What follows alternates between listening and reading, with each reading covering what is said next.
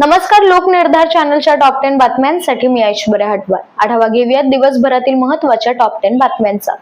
समाजवादी party नारी विरोधी आणि विकास विरोधीही आहे. पंतप्रधान नरेंद्र मोदींचा हल्लाबोल. देशाने पुन्हा एकदा काँग्रेस सारख्या पक्षाचा खरा चेहरा पाहिला. पंतप्रधान नरेंद्र मोदी यांनी हे वक्तव्य केले आहे.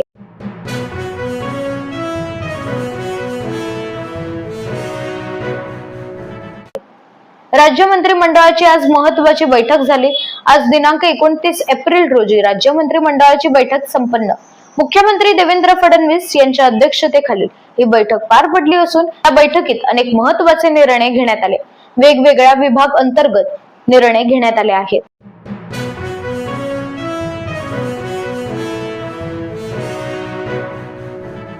हरित महाराष्ट्र आयोगाची स्थापना. राज्यात 300 कोटी वृक्ष लावडीकरिता महत्त्वाकांक्षी वृक्षारोपण मोहीम, पायाभूत सुविधा उपक्रमांचे नियोजन आणि अंमलबजावणी व संनियंत्रण यासाठी आयोग काम करणार. आज झालेल्या राज्य मंत्रिमंडळाच्या बैठकीत हा निर्णय घेण्यात आला आहे.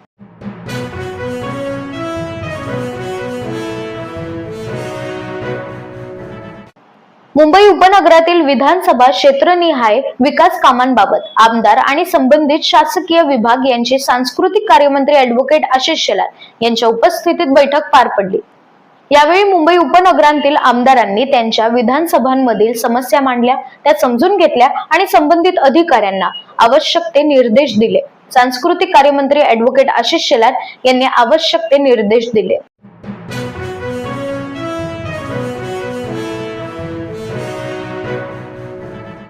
मत्स्य व्यवसाय सहकारी संस्थांना लागू असलेल्या बल्क ग्राहक डिझेल दर वर्गीकरणात बदल करून दिलासा देण्याच्या मागणीवर आज मंत्रालयात पालकमंत्री नितेश राणे यांच्या उपस्थितीत महत्त्वपूर्ण बैठक घेण्यात आली.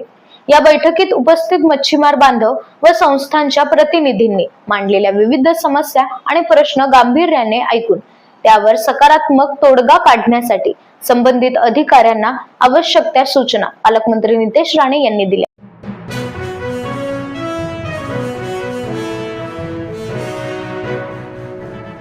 ठाकरेंच्या शिवसेनेकडून विधान परिषदेसाठी अंबादास दानवेंच्या नावाची घोषणा. विधान परिषद निवडणुकीसाठी शिवसेना उद्धव बाळासाहेब ठाकरे पक्षाकडून अंबादास दानवे यांचं नाव निश्चित करण्यात आलं आहे. एकीकडे ही घोषणा करण्यात आली तर दुसरीकडे सुषमा अंधारे यांची सोशल मीडिया पोस्ट सध्या चर्चेत आहे. आमदारकी खासदारकी आपल्यावरून 100 वेळा कुर्बान. सुषमा अंधारे यांनी सोशल मीडियावर शेअर केलेली ही पोस्ट सध्या चर्चेत आहे.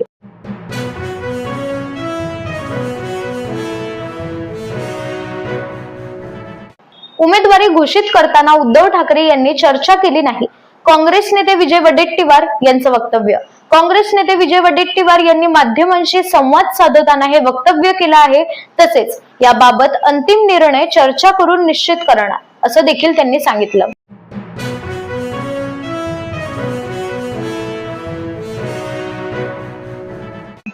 ज्या VSR कंपनीच्या विमान अपघातात 3 महिन्यांपूर्वी वडिलांचा मृत्यू झाला त्याच विमानात मुलगा जातो. त्या VSR कंपनीच्या चौकशीची मागणी करण्याचे सोडून त्याच विमानात पार्थ पवार निर्धास्तपणे जातो. सामाजिक कार्यकर्त्या अंजली दमानिया यांचा सवाल.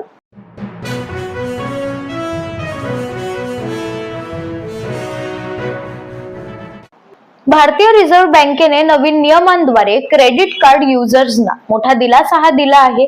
या नियमांनुसार देय तारीख उलटून गेल्यानंतरही तुम्हाला आता दंड टाळण्याची संधी मिळेल. सामान्यतः बिले भरण्यास उशीर झाल्यास अनेकदा अतिरिक्त शुल्क आकारले जातात, परंतु आता असे होणार नाही.